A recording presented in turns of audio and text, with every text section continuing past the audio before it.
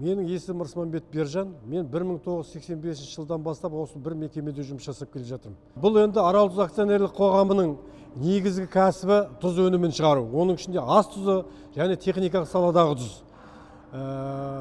Енді бұл Арал тұз комбинатының 95 жыл тарихы бар. Сол 1925 жылдан бастап осы жерде тұз табылып, содан бергі уақытта осы өндірісте тұз өнімін шығарады. Қазіргі технологиямен осы жерде мапаға тауып, бала шағасын асырап отқан жайы бар. Тұздың құрамында енді бөтен бөгде зат жоқ. Бізде арнайы лаборатория бар.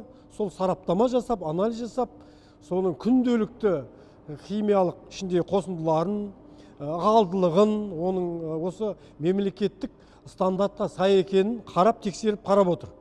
Сондықтан біз солардың, сол лабораторияның анализімен жұмыс жасаймыз. Олардың күнделік жасаған сараптамасымен. Өзі тұз пісіп жетілгенде химиялық элементтер кальций, магний, ион, сульфат бәрі анықталады. Натрий хлордың мөлшері қанша, шаңның мөлшері қанша, соның бәрін лаборатория күнделікті анықтап отыр.